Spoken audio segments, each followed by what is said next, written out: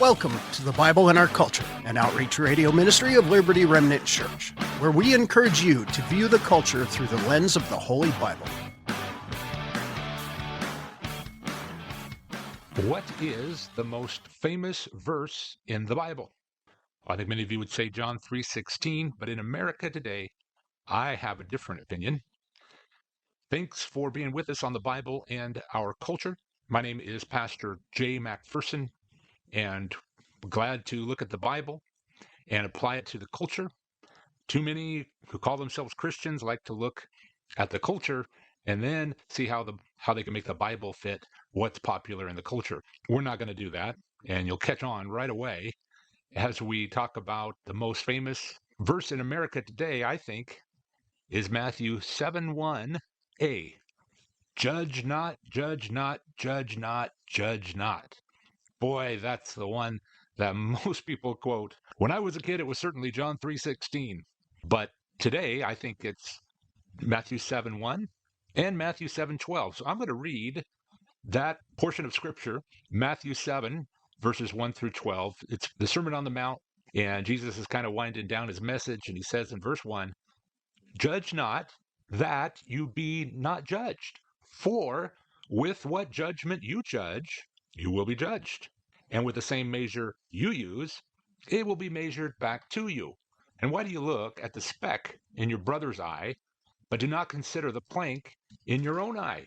Or how can you say to your brother, 'Let me remove the speck from your eye,' and look, a plank is in your own eye? Hypocrite! First remove the plank from your own eye, and then you'll see clearly to remove the speck from your brother's eye." That's kind of the portion that Jesus wants to talk about judging. But let's continue to read to what I think is the second most famous verse in the Bible. Verse 6, "Do not give what is holy to the dogs, nor cast your pearls before swine, lest they trample them under their feet and turn and tear you into pieces. Ask, and it will be given to you. Seek, and you will find. Knock, and it will be opened to you. For everyone who asks receives, and he who seeks finds, and to him who knocks it will be opened. Or what man is there among you, if his son asks for bread, will give him a stone? Or if he asks for a fish, will he give him a serpent? If you then, being evil, know how to give good gifts to your children, how much more will your Father who is in heaven give good things to those who ask him? Therefore," this is verse 12, "whatever you want men to do to you, do also to them, for this is the law and the prophets." Matthew 7:12, the golden rule, is, I think, maybe the second most famous verse in America today, with chapter 7, verse 1 being "Judge not," the most famous verse, and then a few verses later in verse 12, "Do unto others as you would have them do unto you," the golden rule. Those might be the most famous passages in the scripture. I'm going to focus today on that first one, Matthew 7:1, "Judge not." But first, let me tell a little story of myself. I was a freshman at Bible college way back in the day. And the Bible college I attended had a special annual conference, and they invited Dr. Charles Ryrie to speak. Now, I had a Ryrie study Bible. I graduated from high school, was going off to Bible college, and my parents bought me a big study Bible, and it was a Ryrie study Bible. The notes, which were written by Dr. Charles Ryrie, who was coming to the conference. So I was really curious to see this guy whose notes I had been reading every day. I mean, when you're at Bible college, you're reading the Bible, and I'm looking at the notes every single day of the world. And I didn't think it was that great a study Bible, to be honest. It was okay. It had some good things. Obviously, he did all the math for you with what would shekels be in today's money, or how many cubits, what would that be in today's measurement. That really helped. But that's what you expect from a study Bible. But anyhow, I was kind of curious to see this guy, and I understood he would be autographing Bibles at the end of the conference. Well, I was going to let a man autograph my Bible. So I was a little sour on the whole thing. Well, I remember him well enough to remember his message. It was something like this: "Besides John 3:16, the two most famous Bible verses are from the same chapter, just 12 verses apart." Something like that. He was basically pointing out what I just pointed out, that if John 3:16 is the most famous verse in the Bible, which it was at that time, then the next two would be Matthew 7:1, "Judge not," Matthew 7:12, the golden rule, "Treat others the way you want to be treated." Well, I want to talk about that most famous verse in the Bible, "Judge not." And so many, that's all they want. They just want I'm talking about the secularists. I'm talking about those in the education system that are trying to push an anti-God agenda. They just go with the judge not, and that's all they care about. They just scribble everything else away. Well, so many stop at judge not and miss the context, and therefore miss the whole message of what Jesus said. And it seems hypocritical anyway for those people that like to say, judge not, don't you dare judge me. I can sleep around with as many sexual partners as I want. Don't judge.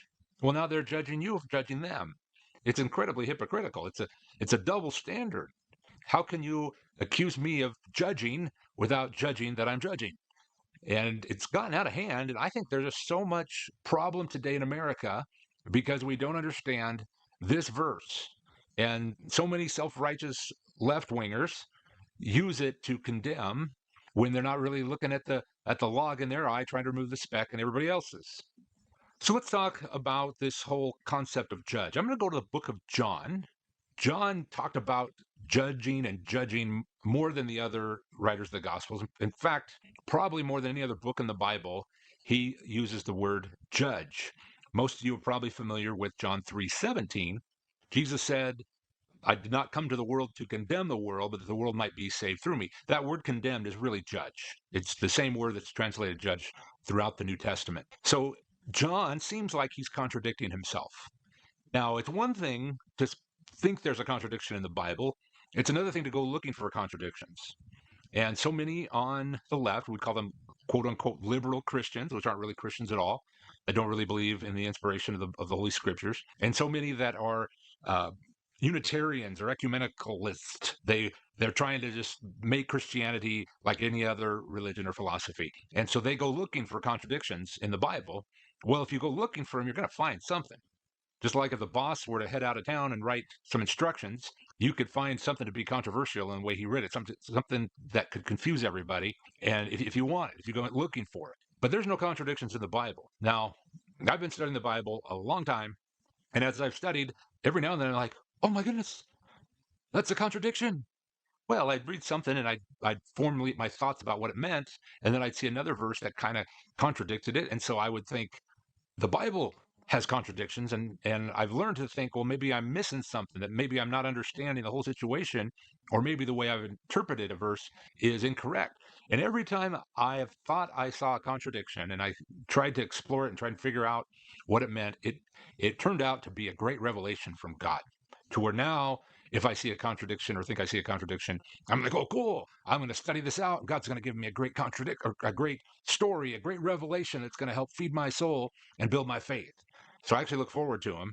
But when over and over and over again in your life, you think you see a contradiction and you go looking for what it means and you get a revelation, you're no longer worried about contradictions in the Bible.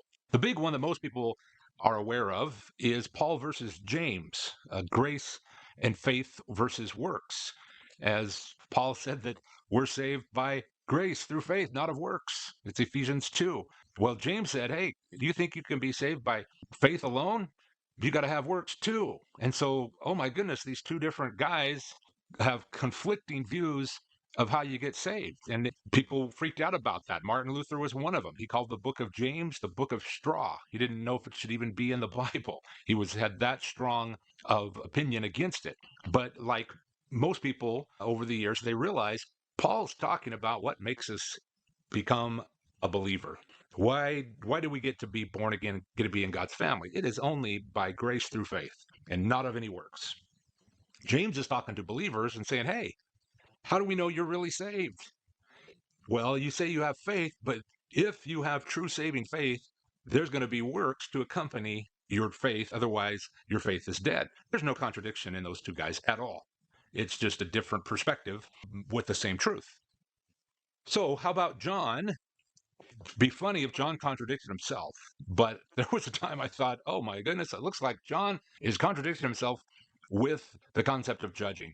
Here's just two verses. John 5, verse 30, Jesus says, I can of myself do nothing.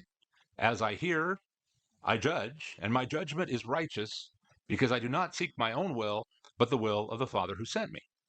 So basically he says, as I hear, I judge. But then in chapter 8, verse 15, he says to the Pharisees, you judge according to the flesh, I judge no one. And it's like, uh-oh, we got a problem here. In chapter 5, Jesus says, I judge. In chapter 8, he says, I judge no one. Well, if you're a new believer, you might be freaking out right now, but I'm going to tell you it's actually a profound testimony that the Bible is true. Because if you take a closer look at chapter 8, verse 15, Jesus is basically saying he doesn't judge, but simply regurgitates the judgment that the Father has passed. I don't know if regurgitate's the right way of talking about the Son of God, but basically what happens is Jesus says, I'm going to restate whatever the Father tells me. So when the Father says something, then I'm going to go ahead and go with whatever he says. I'm a human ditto.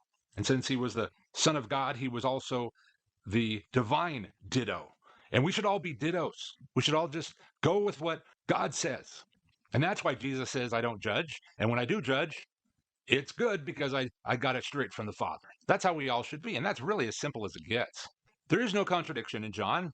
It totally fits. Chapter 5 fits with chapter 8. There is no contradiction. We are called to, quote unquote, judge in the same manner that Christ judged on all moral and spiritual issues. We're not to go to self. We're to go to what God says.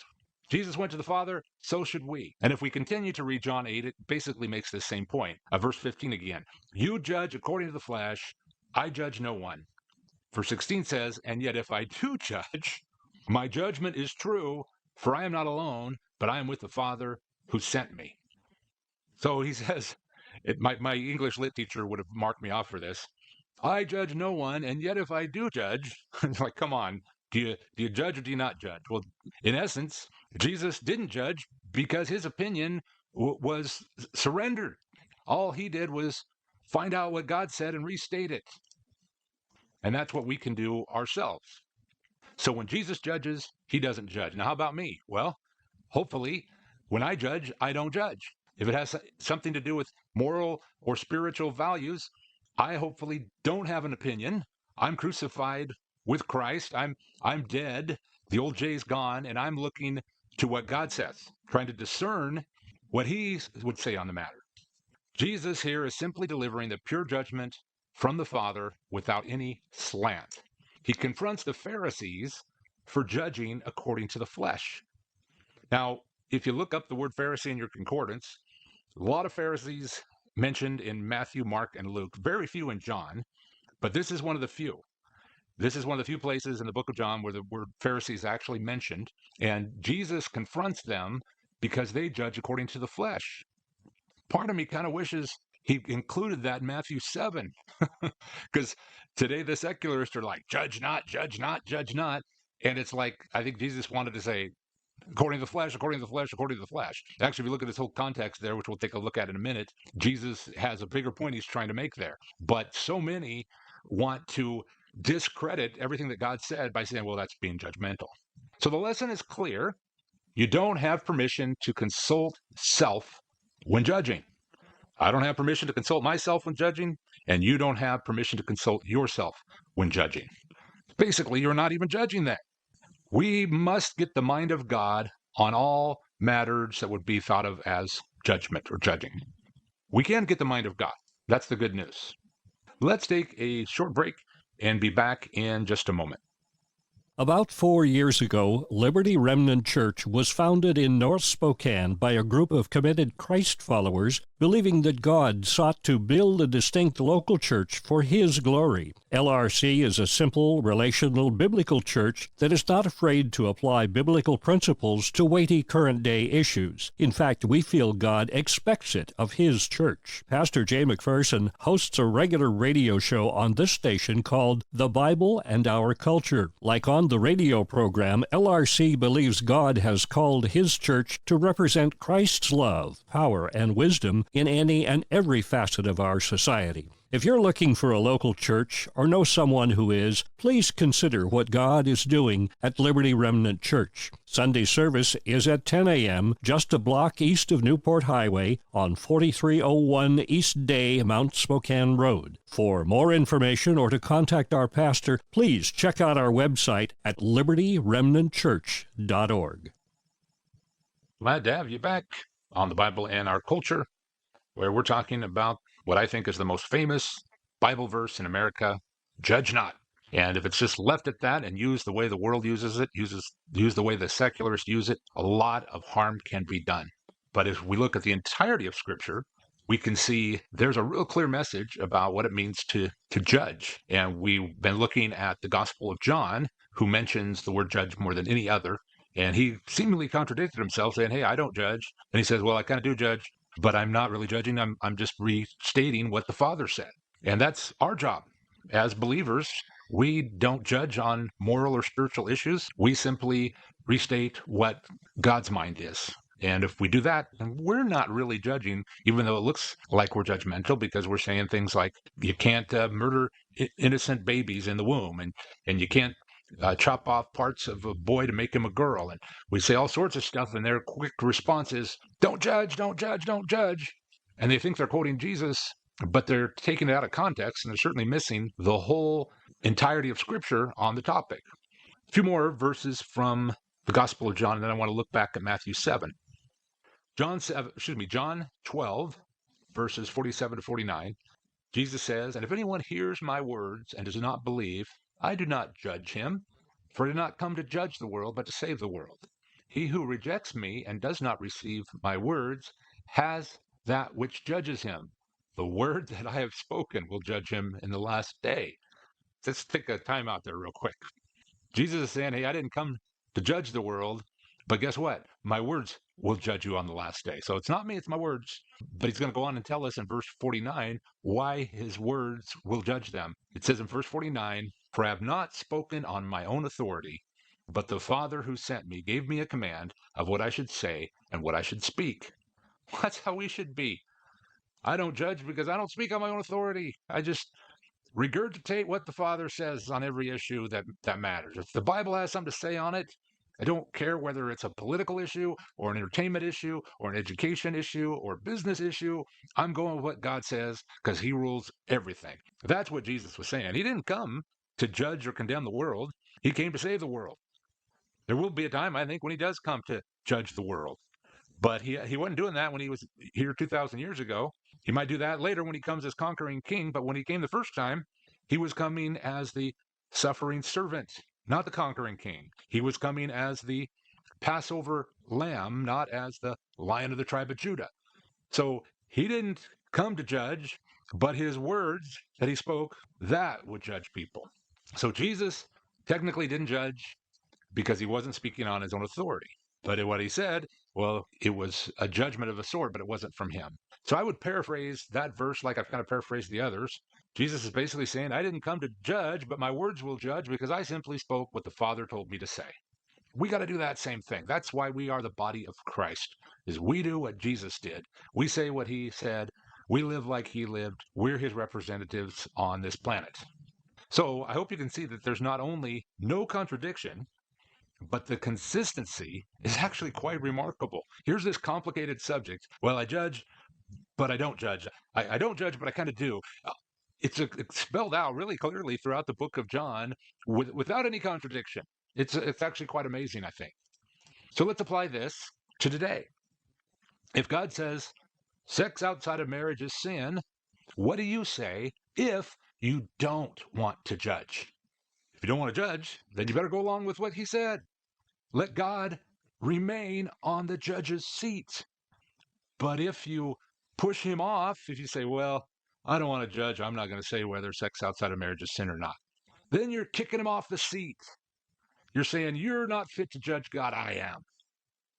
Now you are judging. And Jesus said, judge not. So keep it simple. I always like to narrow things down to what's just really simple in the Bible. Most of the things that are important are simple. And we've really complicated this whole issue on don't judge, but it's simple as can be. It simply says, Go with God's judgment on everything. That's just simple. Now, it's a high cost because if I go with God's judgment on everything, people may not like that. People don't like to hear that homosexuality is wrong. People don't like to hear a lot of things that are wrong. But I got to go with what he says. Otherwise, I'm judging. If I don't want to judge, then I just let him stay on the judge's seat and I don't kick him off. Changing his standard is to kick him off the throne and replace him with yourself. Our old human nature is bent toward kicking God off the throne because it wants to believe we are more merciful, we are more kind, we are more loving, and we are smarter than God. That's our old human nature.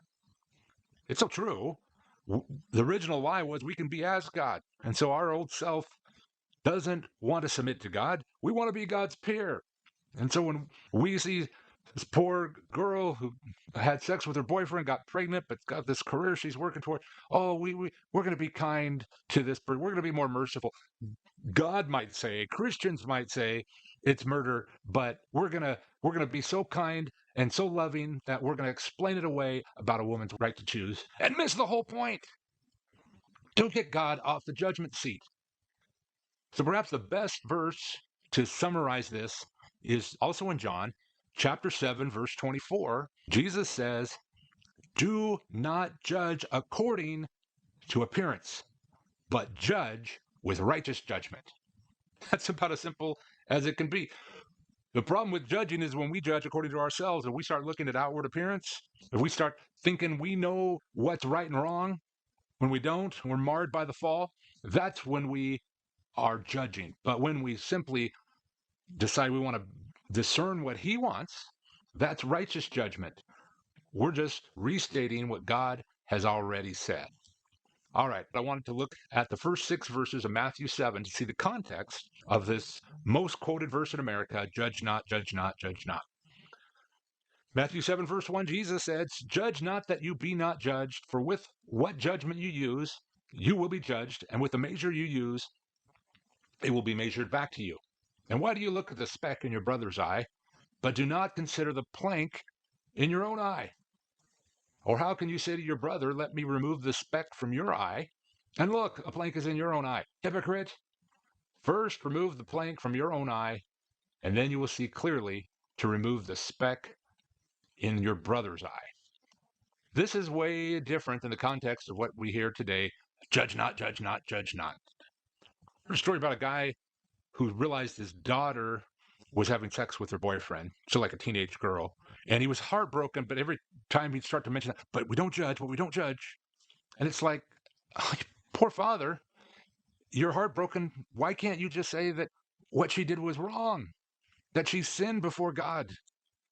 He didn't want to mention that because he thought he'd be the bad guy for judging. So here, Jesus is illustrating a point. It's basically saying your criteria for judging others better be able to accept that same standard applied back to you in similar situations. That's the whole point of Matthew 7, 1 through 5. Now, the Marxist tactic is basically accuse. They have a lot of tactics, but one that's kind of been famous lately is the Marxist tactic of accuse your enemy of what you yourself are doing. That might be effective political propaganda and might help get your candidates elected, but Jesus calls it hypocrisy. I don't know if it originated with Marx. It's been quoted that. We know Joseph Goebbels, the other socialist, Hitler's minister of propaganda, he talked about it. And I believe Saul Alinsky, a disciple of Karl Marx, has also said it. But we see it. I tend to think that Hillary was colluding with Russia, so when she didn't get elected, she accused Donald Trump of colluding with Russia. I think she's just going to accuse Trump of colluding with Russia because she didn't want to get caught because that's what she was doing. I don't know that for a fact, but as I'm watching, as I'm trying to discern what's really going on back in those days, I really felt like it seemed to me like she's probably colluding with Russia, and I've got other ideas why I think that. But we can see that all the time. Kind of more recently with Biden getting kicked out of his place as the nominee for the Democrat Party. For a while, they kept talking about how he was fit and mentally sharp as a tack, and all these videos that you see of him looking like he didn't know where he is, wandering off into nowhere. Those are Republican cheap fakes. Basically, they were saying Republicans are editing videos with technology, and they're making it look like President Biden doesn't know where he's at and what he's doing, but it's a cheap fake. And they kept saying that, I'm like, you're lying. Well, almost instantly after the debate with Donald Trump and Joe Biden, everybody's like, okay, he's not fit. We need to get rid of him.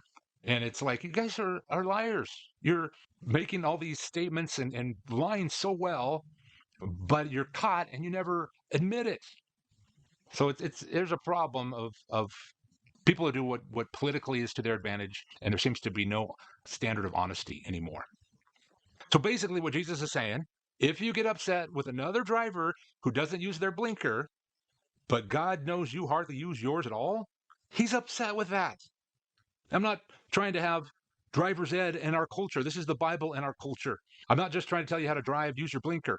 What I'm trying to say is there's a deeper issue that if you get upset with somebody else for doing something that you do, or you get upset at somebody else because they don't do what you don't do, you're a hypocrite, and Jesus has things to say about that.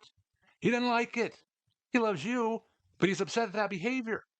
Oh, I wish that John 7:24 was as famous as Matthew 7:1. They're both chapter 7, but John 7:24 says, do not judge according to appearance, but judge with righteous judgment. Boy, if we could just do that, we'd be way better off. But how do we apply this? Some say, well, boy, that's weird to think that a person with a mustache has transitioned to become a lady, but who am I to judge? No, God's already judged on that. Don't act all self-righteous and saying, well, I can't judge. God's already judged. Speak up. My goodness. Some would say, well, I'm not comfortable with first grade being taught sex education, but I don't want to confront it because I don't want to be a judgmental Christian. What do you think God thinks? Are you going away from his righteousness by confronting first grade being taught sex education? Especially the kind of sex education that they're taught, which is perversion? Have you noticed with the judge not culture, anything goes? Drag queens, all sorts of filthy stuff. They only say judge not in areas where God has already judged. That shouldn't be. We're going to continue this topic next time on the Bible and our culture. Catch you then. Thank you for listening to The Bible and Our Culture, an outreach radio ministry of Liberty Remnant Church. If you would like to help support this ministry, you can go to our website, libertyremnantchurch.org/give, and select Radio Ministry.